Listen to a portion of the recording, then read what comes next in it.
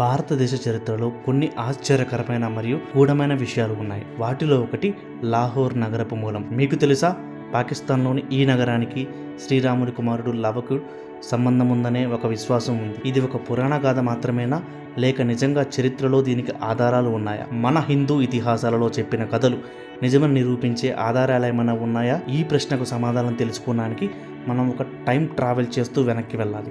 లవుడు నిజంగా లాహోర్ నిర్మించాడా? అతని రాజధాని ఎక్కడ ఉంది?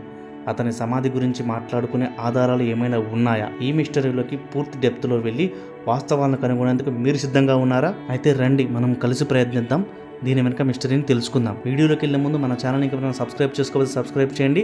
అలాగే లైక్ అండ్ షేర్ కూడా చేసేయండి. వెల్కమ్ టు ద ఛానల్ సరదాగా కాసేపు.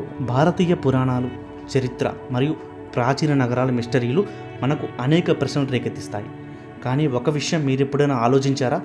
పాకిస్తాన్లోని లాహోర్ నగరానికి శ్రీరామచంద్రుడి కుమారుడు లవుడు స్థాపకుడనే ఒక నమ్మకం ఉంది. అంతేకాదు, లాహోర్లో ఇప్పటికీ లవ యొక్క సమాధి ఉందని, అది ముస్లిం పాలకుల హయాంలో మరుగున పడిపోయిందని కొంతమంది చెప్తున్నారు. కానీ ఇది నిజమా? హిందూ పురాణాల్లో లవ గురించి వివరాలు ఏమిటి? చారిత్రక ఆధారాలు ఏం చెప్తున్నాయి? నిజంగా రాముని వారసత్వం ఈరోజు పాకిస్తాన్లో ఒక భాగంగా ఉందా? ఈ కథ తెలియకుండా ఎంతోమంది ఉన్నారేమో, కానీ ఈరోజు మనం ఈ మిస్టరీని ఛేదిస్తున్నాం. అసలు లవ సమాధి నిజమా, అబద్ధమా? లాహోర్లోని పురాతన కోట అంటే లాహోర్ ఫోర్ట్లో కొన్ని పురాతన శిలాఫలకాలు ఉన్నాయి. వాటిని ముస్లిం పాలకులు నిర్మించినట్లు చెప్తున్నారు. కానీ వాటి పూర్వ చరిత్ర ఏమిటి? లవ సమాధి అనే ప్రదేశం ఉందని కొంతమంది భావిస్తున్నారు. ఇది హిందూ కాలం నాటిదిగా గుర్తుగా చెప్తారు. అయితే ఇది ఇప్పుడు పూర్తిగా కనుమరుగైంది.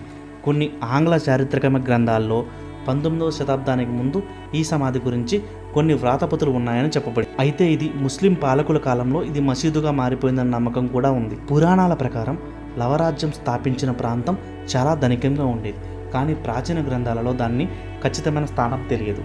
అయితే పాకిస్తాన్లోని లాహోర్ హిందూ పాలకుల ఆధీనంలో ఉండేదని, ఇది ఏ విధంగా హిందూ సాంప్రదాయం నుండి నేరుగా వేరుపడిందో ఇప్పటికీ చరిత్రకారులు తెలియని ప్రశ్న. మరింత ఆశ్చర్యకరమైన సంగతి ఏంటంటే, మొఘల్ పాలకుడు రాకముందు అక్కడ హిందూ శిలాశాసనాలు ఉన్నాయని కొన్ని పురాతన కథనాలు చెప్తున్నాయి. కానీ వాటి ఆచూకీ అసలు ఏమైంది? అవి ఎందుకు కనపడడం లేదు? అసలు ఈ లాహోర్ పేరు వెనుక ఉన్న అసలు మిస్టరీ ఏంటి? దీనికి లవపురికి ఏమైనా సంబంధం ఉందా? లాహోర్ అనే పేరు కొంతమంది చరిత్రకారులు చెప్పిన దాని ప్రకారం ముస్లిం పాలకులు రాకముందు దీన్ని లవపురి అని పిలిచేవారని అంటున్నారు. పాకిస్తాన్లోని ఇంకా కొన్ని పురాతన దేవాలయ శిథిలాలు ఉన్నాయి. అవి హిందూ పాలకుల హయాంలో నిర్మించబడ్డాయని నమ్మకం ఉంది. మొఘల్ పాలకులు వచ్చిన తర్వాత చాలా దేవాలయాలు ధ్వంసమయ్యాయని, అవి మసీదులుగా మారిపోయాయని కూడా చెప్పారు. శ్రీరామునికి 2 కుమారులు లవ మరియు కుశ. తమ తండ్రి నుంచి వేరై వాళ్ళు భిన్న ప్రాంతాలలో పాలన సాగించారంట. లవ ఉత్తర భారతదేశంలో ఒక రాజ్యాన్ని స్థాపించి దానికి తను పేరు పెట్టాడని చెప్తారు. అదే లవపురిగా పిలువబడేది. కాలక్రమేణా ఈ పేరు లాహోర్గా మారిందని కొంతమంది చారిత్రకులు అభిప్రాయపడుతున్నారు. పాతకాలంలో లవపురి అనేది బలమైన సామ్రాజ్యంగా ఉండేది. కాలక్రమేణా లాహోర్గా మారిపోయిన తర్వాత ఈ పేరు మార్పును ఎవరు చేశారు, అసలు ఎందుకు చేశారు?